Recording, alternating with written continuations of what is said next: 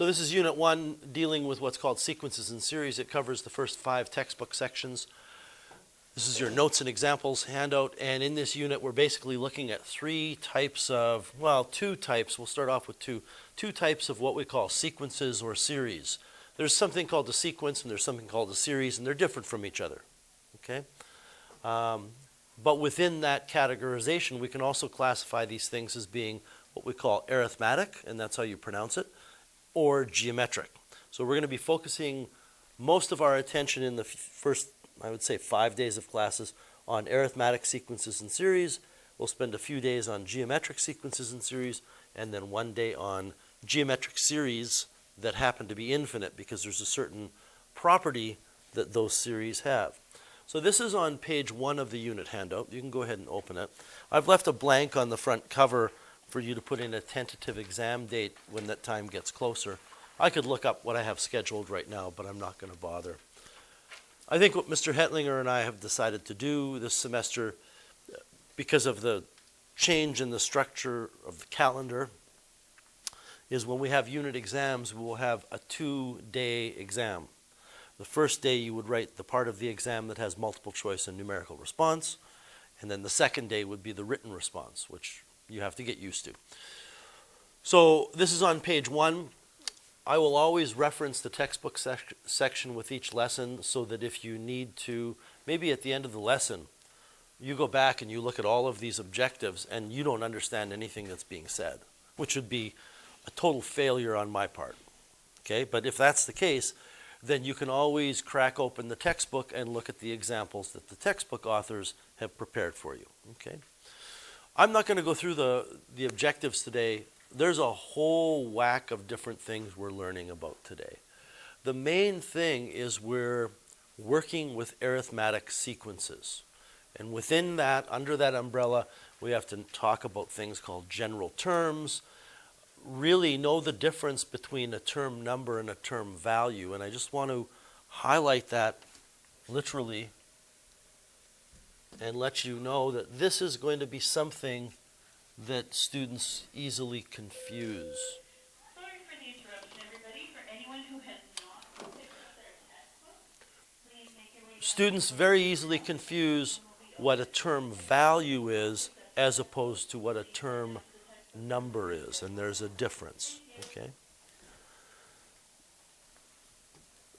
So we're going to start off with a definition of what a sequence is. A sequence is just a set of numbers, but it's an ordered set of numbers. It's not just a random set of numbers. It's a set of numbers that have some kind of pattern usually.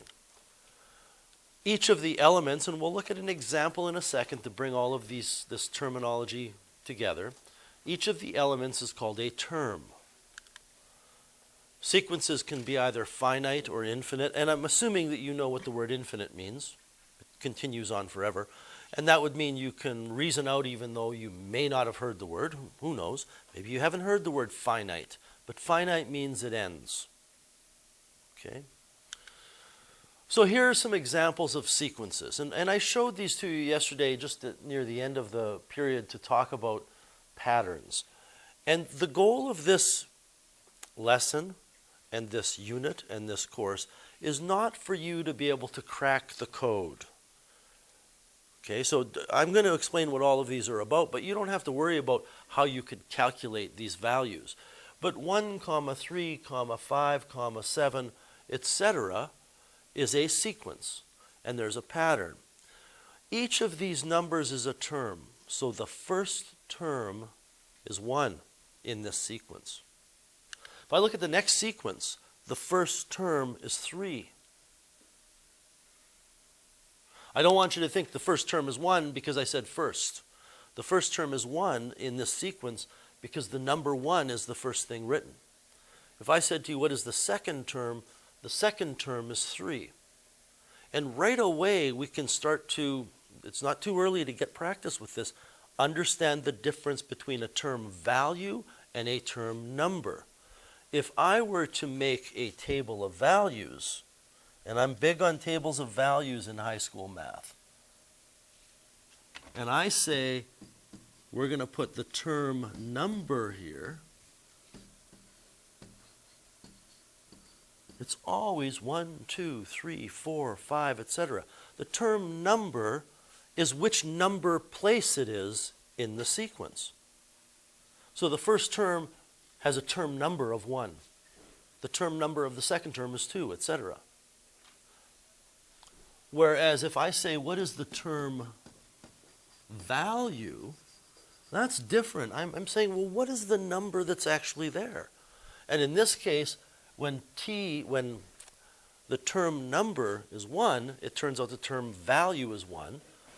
The second term has a value of 3. Third term, which has a term number of 3, has a value of 5, etc. And it's pretty easy for you to figure out that the fifth term would have a value of 9. Are you with me on the difference here? So even though it seems really simple, you're going to be doing problems later on today and later on in the unit where you will go, wait a minute, what am I doing here? Am I finding the term number or the term value? And I mean, I can throw this out to you now, although you're going to see it in about 5-10 minutes.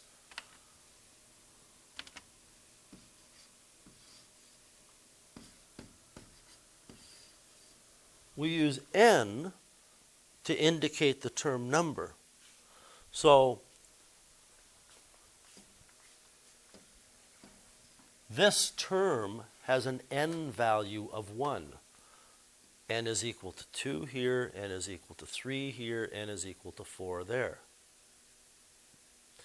What that means is if this is, I'll go down to here, if n is equal to 4 here, and I'm saying this is Tn, we call this T4. So n is where it is, Tn is what it is. And this n of the 4 that I've got written here, it's just a label. Think of it that way. It's just telling you which term we're talking about. And we're talking about the fourth term, which has a value of 7. Okay? Let's take a look at another one. This one is an interesting sequence because it flip-flops back and forth from having positive numbers to negative numbers in the place. The first term here would be 3. The second term would be -6. The third would be 12, etc. And the pattern, if you're interested in the pattern when it doesn't matter, is that you're given the first term and you multiply each time by -2 to get the next term. Are you guys with me on this? Okay. Pretty basic. It's a doubling sequence. The first term happens to be 1. And then to get to every successive term, which means next term, you double. We talked about this one before. There's different ways that you could come up with a description here.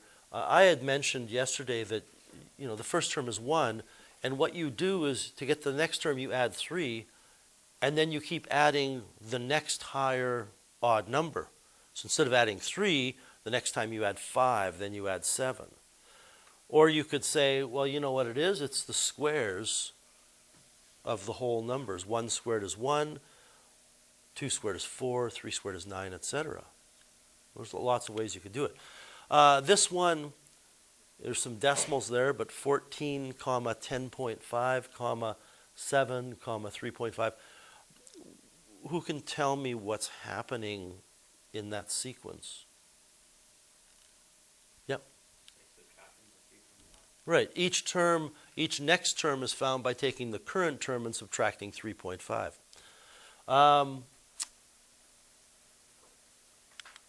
And this one. There's actually a name for this, and I don't know if any of you have heard of this. It's called the Fibonacci sequence. And it's a sequence of numbers that appears in nature.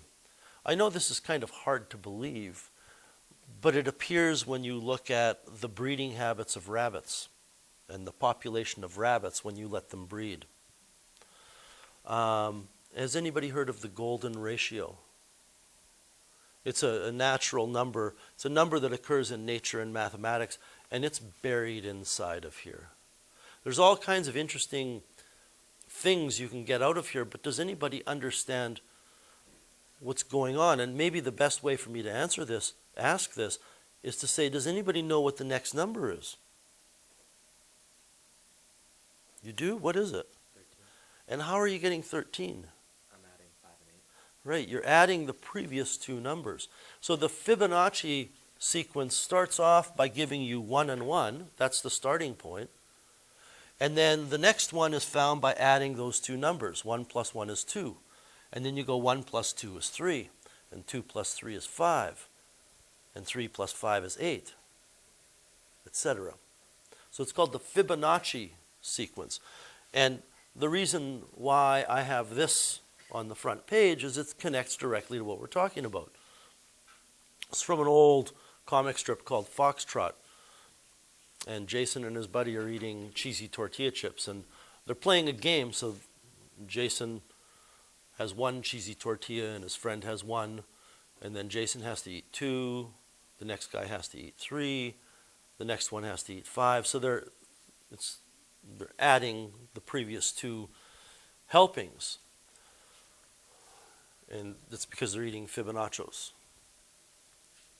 That's the joke. There's only 12 left, and the reason why that's a problem is the last two added together would give you 13. So he needs 13 in order to continue the game. Once again, all of these are not things that you need to be familiar with. I'm just introducing the concept of a sequence. What we want to focus our attention on is a very special type of sequence, which is called an arithmetic sequence. And nothing in this course is necessarily easy. Even the simple things you need to really think carefully about and roll them around upstairs. So an arithmetic sequence is a sequence in which the difference between consecutive terms is constant. Now, the word difference in mathematics has a very special meaning. It means to subtract. Okay? And we'll come back to that in a second. If the difference between consecutive terms is constant, that means if I take a look at, in my sequence list, two terms that are next to each other that are consecutive, the difference between those two terms will be the same as the difference between two consecutive terms anywhere in the sequence. So the difference between the first and the second term, and the difference between the second and the third, and the third and the fourth, etc. In fact, the difference between the 905th and the 906th will be constant. Constant means you get the same number. And the amount of that difference is called a common difference. Why is it called a common difference? Well, because it's a difference and it's common. It's the same all the time in that sequence. And we'll get to how it works in just a second. There is a way to find the common difference, and it's by subtracting two terms. You take a term and you subtract the one before it. So let me explain something to you, and this is where it gets tricky. That if I tell you, let's go 10, 15, 20, 25, we'll make this one infinite so it goes on. I'm telling you that if this is arithmetic, you should be able to take the fourth term and subtract the third term and get a number that will be the same no matter which two consecutive terms you subtract. Okay? So I could say the fourth term minus the third term, well, that's 25 minus 20, that's 5. I'm not going to write this down. Are you convinced that you're going to get 5 no matter where you subtract? Okay, so here's what's interesting. The common difference is called a difference because you're subtracting to find it, but more often than not, we simply use this idea to find the common difference. It's what you add to a term to move forward. Right? So when I had written here 10, 15, 20, 25, all the way down the line to wherever, well, to infinity, I guess, you're adding 5 each time. So 5 is the common difference. And students get confused by this because, well, you just said add, and now you're calling that a difference. Well, the difference is when you take a term and subtract the one before. But you can also think of it as what you add to the first term to move forward. So that's the meaning of an arithmetic sequence. In these sequences, I would like you to take a minute, 30 seconds, and identify which of them are arithmetic. I think it's pretty obvious that's arithmetic. You're adding 2 each time, aren't you? Am I alone on this? You're adding 2 each time? Well, that's not arithmetic, because if you go with the addition thing, I have to add -9 to 3 to get -6. And if I add -9 to -6, I'm not going to get 12. Another thing you could do here, and you're going to have to get used to working with basic arithmetic operations of integers. You shouldn't need a calculator for this. You could take -6 and subtract 3, which is the second term minus the first term. So the common difference here would be -9 if it were arithmetic. I can go over here and go 12 minus -6. Well, that gives me 18. These are not equal, so it's not a common difference, so it's not arithmetic. Okay? Definitely not arithmetic because the difference between the terms is growing. Turns out this is called geometric. Add 3, then add 5. Well, we're adding different things each time. This is arithmetic. And the Fibonacci sequence is not. Now, what's the common difference here? 2. There comes a time in high school math where you shouldn't need to use a calculator to find the common difference there. The common difference is simply what you're adding to move forward, and you add 2 each time. I would argue that you shouldn't need a calculator here either. I mean, you might just to convince yourself that the difference has to do with the number 3.5, but the common difference here is -3.5. And just, I will use my calculator to show something to you, that if I take 14 and add -3.5, the supposed common difference, it gives me that term. If I add -3.5, it gives me the next term. And this will continue to work. Or you could do this. 3.5 minus 7, okay? 7 minus 10.5. It's a common difference. I'm hopeful that you don't need a calculator for that. There's decimals, but they're 0.5 decimals. And that's it. Number 2, an infinite arithmetic sequence has a first term of 5 and a common difference of 3. What are the first 4 terms in the sequence? Is it clear, everybody, that this is not an exam question?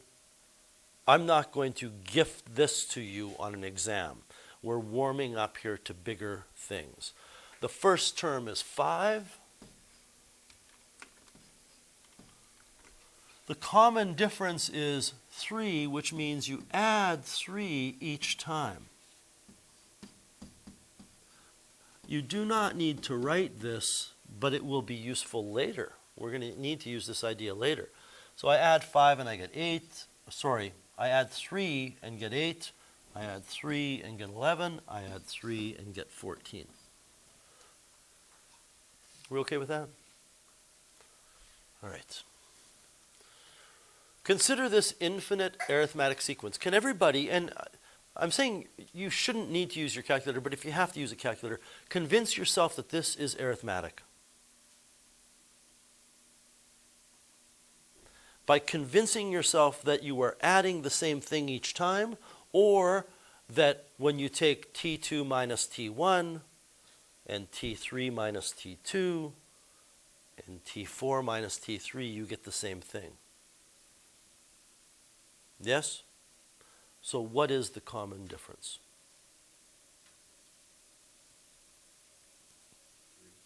3. I like that some of you for that held up your fingers. That way I can check. So common difference is 3. D equals 3. In case it's not obvious, I'm using the letter D for common difference because that's what we do. Okay? Complete the table to the right. Now things get, well, more complicated and a little confusing for some students here. So now I'm officially introducing this notation. that when we talk about the first term having a value of -4, that's the term value. And how do I say we're talking about the fourth term? I say, the first term. How do I say we're talking about the first term? I say it's T1. So when n is 1, we're talking about the first term, and the first term has a value of -4. This right here, everybody, is referring to the number that's in the position, -4, and this is referring to where it is in the list. N is where it is, Tn is what it is. So, I mean, we could continue this. Obviously, then this would be n equals 3 and n equals 4. This would be T3 and T4. And then we kind of run into problems. Because if I want the 15th term number, that means I have the 15th term. So I can write T15. But how do I go about finding that? Well, I'll ask you to see if you can figure out what the 15th term has for a value. And I would say that you should understand at this level, I am not asking you to write -4, -1, 2, 5, 8. I'm not asking you to do that. Because if I said, what is the 108th term, there's got to be a more efficient way to do it. So I'll give everybody a minute or two to see if you can figure out what that term value, what the 15th term is going to be equal to. 38? I'm getting 38. So let me explain to you how I got it. And this that I'm going to show you is a very important feature of these sequences.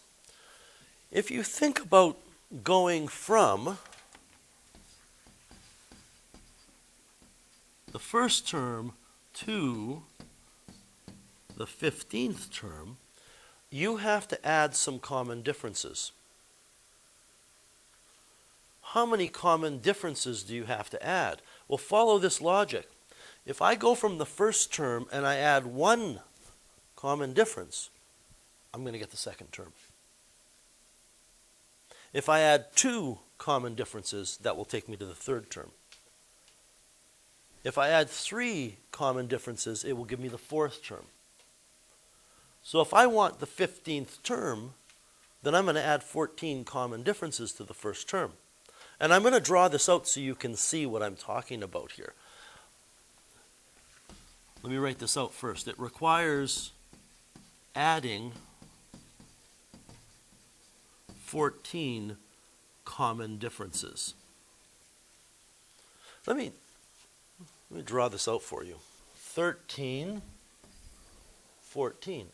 And I chose a term like the 15th term because I don't want it obvious by you just going, oh, I'm going to add D, D, D.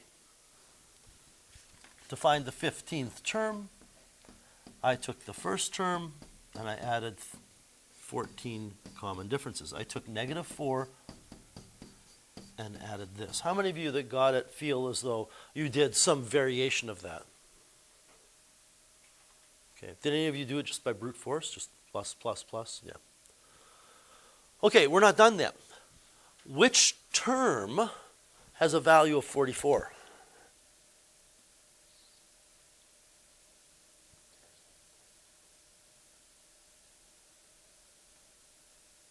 Well, we're almost there because we're at 38. So if I add a common difference of 3, that gives me 41. I add a common difference of 3, it gives me 44. That must mean this is the 17th term. We're going to have formulas for this. We're not going to worry about puzzling it out all the time. So any questions with A or B? All right. So a general term of a sequence, everybody. A general term of a sequence is a formula that can be used to find each term. So on the previous page, we were talking about this sequence, -4, -1, 2, 5, etc., where the first term is -4 and the common difference is 3. Still with me? What this is saying is it's a formula that you can put a value of n in, and it will give you each term. So if I have a table of values, I can use 1, 2, 3, 4, etc. to find each term. When I use n equals 1, this formula will calculate t sub 1, the first term. When I use n equals 2, it will calculate the second term. Well, let's try this. If I use n equals 1, this formula becomes 3 times 1 minus 7. Well, that's negative 4.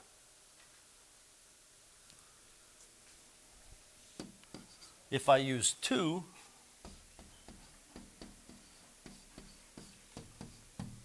I get 3 times 2 minus 7. Well, 3 times 2 is 6. 6 minus 7 is negative 1. Yep, that checks out.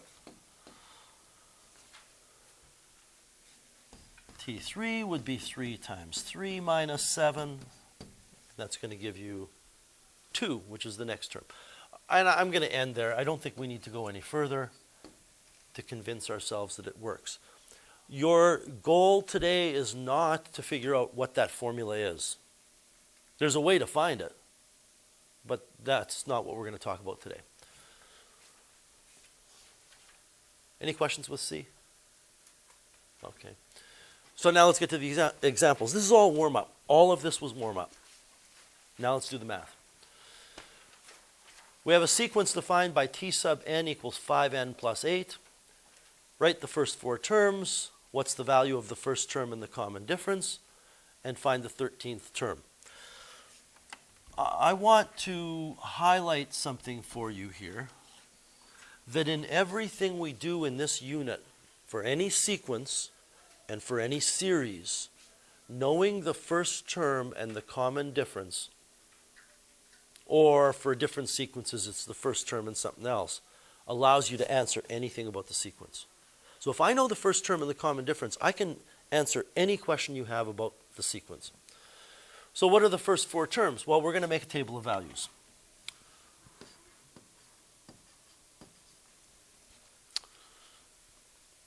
I'm going to throw something out here and see if it sticks. If it flutters to the ground for some of you and doesn't stick, that's fine. When you look at this equation, t sub n equals 5n plus 8, it happens to be a linear equation. I don't want to get buried into the meaning of that. But basically, if you graphed it, it would be a straight line. And because the coefficient of n is 5, what that means is every time you increase n by 1, you get 5 more. So if I use n equals 1, forget about everything else. That piece of the equation will give us 5. But if I use 2, it'll give us 10. If I use 3, it'll give us 15. That tells me intuitively that the common difference should be 5, because every time n increases by 1, I should get 5 more. We'll verify that in a second. So I would like everybody to complete this table of values by putting in 1, first 1, then 2, then 3, etc.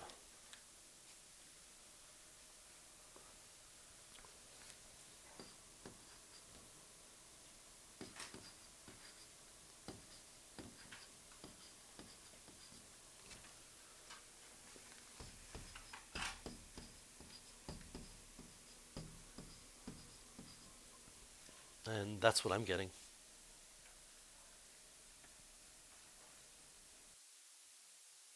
Tomorrow I will show you that there's a way for you to enter this into your calculator, your graphing calculator, and have it generate this table. Okay? Or maybe later today, but we have shorter classes this semester, so I want to be cognizant of the time we have. I don't want to run short. What's T13? Well, since we have a formula, we don't have to mess around like we were doing with that table. We're just going to say that T13 will be 5 times 13 plus 8. And you'll want to check my mathematics there. That's okay? Thank you. So the 13th term is 73.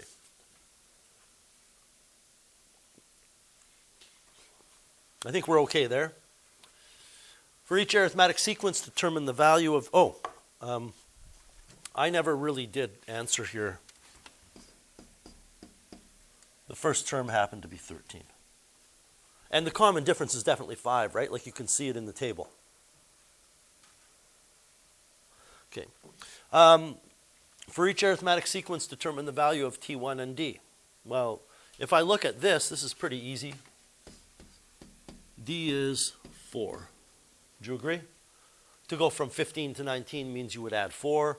Or if you take the technical definition of the common difference and subtract 19 minus 15, you get 4. You don't have to do things with formulas. You can just say, well, I'm just going to work backwards and I'm going to take 4 away each time. And then maybe take a breath and look at what you've written and make sure it seems okay. 3 plus 4 is 7, plus 4 is 11, plus 4 takes me to the 15. So the first term is 3. The common difference is 4, and we've filled in the terms. You can do this in any order you want. So, well, let me throw this your way. Find the common difference. You know? Is it 12? Well, here's a good way we can check. We add 12 to 7. So the question is right now, is it 12? We add 12 to 7 and get 19. We add 12 to 19 and get 31, but we want 31 to be here. So I know how you got 12. You said, well, there's two blanks. There's two blanks here, and the difference between these two numbers is 24, so you divided that by 2. But it's not 12. And that's okay, because as I've said already, I think, yesterday, and I will tell you numerous times, you cannot do math without making mistakes. Do we want to take a stab at it now? Yeah, it is 8. So the reason, and I'm going to show you why this works in a second, but if you add 8, you get 15. If you add 8, you get 23. If you add 8, you get 31. And you took, I don't want to put words in your mouth, but you basically found the difference between those two numbers and divided by 3, right? No? You just puzzled it out. Okay, so here is why the difference between them has to be divided by 3. Because to go from this term to this term requires an addition of a common difference, an addition of a second common difference. Whoops. Let me do that again. It requires us to add a common difference, to add a common difference, and to add a common difference. We are adding 3 common differences. So the difference between those terms is 3 common differences. A better way to do it is to say, I have to add 3 common differences to the second term, which is 7, to get the 5th term, which is 31. I need to bring algebra into this because it's going to turn into algebra very shortly in this course. Solving this equation should be like stealing candy from a sleeping sick baby. You just walk over and do it. There's no opposition to it. You subtract 7 from both sides and divide by 3. It's a 2-step linear equation from grade 7 maybe. So I would never in this course be doing this. Those days are long gone. We don't have time for that kind of thing. You subtract 7 from both sides and get 24 equals 3D. And that means that D is 8 because 24 divided by 3 is 8. So we can fill in the blanks now. Good? Okay. See, the issue here is, and I'm sorry, I forget your name. Matthew? Yep. Okay. The issue here, Matthew and everybody, is if this were 30, it's not as obvious, is it? I mean, it's going to be 7 and something. It's going to be decimals or fractions. But if you change this to a 30, the math speaks for itself. You don't have to think. You set up the equation and you just follow the rules of mathematics and it gives you the answer. It's not 30, it's 31. Okay. In an arithmetic sequence, the first term is 12 and the fifth term is 30. What's the common difference? And find the second, third, and fourth terms. This question is identical to one we just did. I mean, not exactly. Let me ask you to fill in a blank here.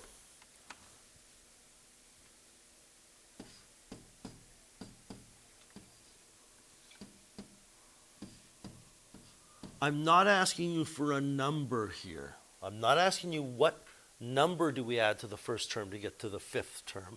I'm saying, what do you always add to the first term of any arithmetic sequence to get the fifth? Well, you have to add some common differences. How many? 4. Right? 1 fewer, because if you add one common difference, that takes you to the second term. This is a huge, huge theme. Well, there's your breakthrough in answering this question. What makes this question different, by the way, everybody, is I didn't give you this scenario. I could have said this.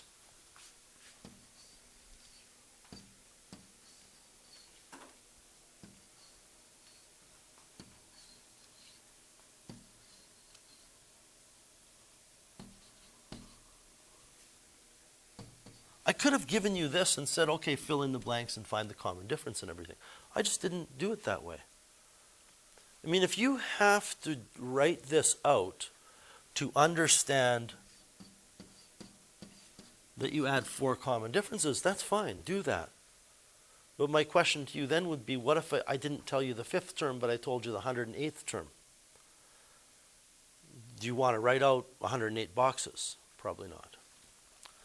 So, how do we solve this problem? We put in what we know. 12 plus 4 common differences is equal to 30. That's a pretty easy thing to solve. You take 30 and subtract 12, and then you divide by 4. So do me a favor and do that. And I know your math teachers probably say fractions are better than decimals. But if your decimals are what I call nice decimals, like 0.5, that's fine. I'm getting 4.5. So 30 minus 12 is 18. We're at 4d equals 18. Divide both sides by 4. You get d equals 4.5.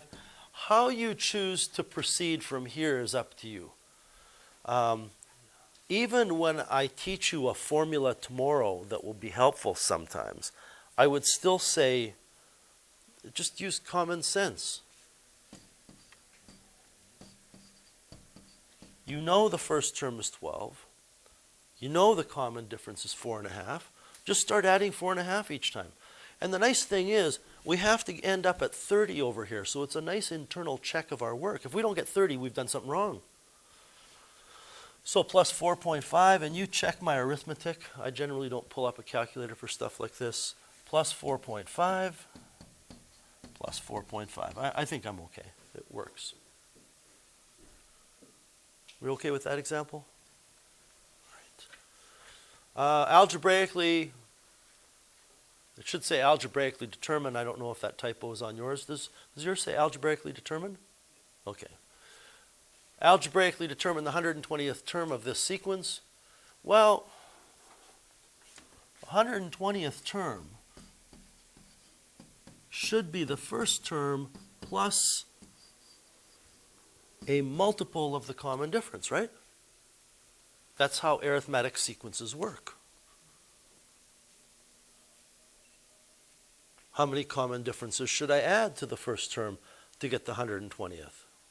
119. See, the numbers are getting bigger, and I'm doing that intentionally. If you think I'm going to stand up here and draw 120 blanks and then 119 little leapfrogs of plus d, I have neither the time nor the inclination to do something like that. It just would put me to sleep. So this is 119. Well, we look up here. This is your eyeball. And you figure out the common difference. It's 4. Right? It's what you add to a term to move forward.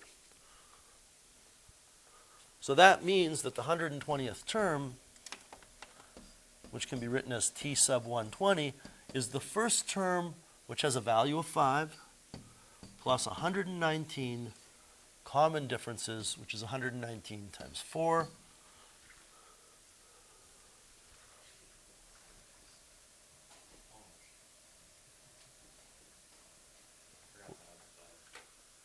It's 481, right? I'm not losing my mind? Well, that's a different question, but you're getting 481. Okay, good. 481.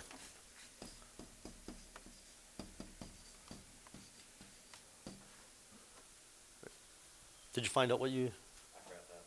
Okay. That's it.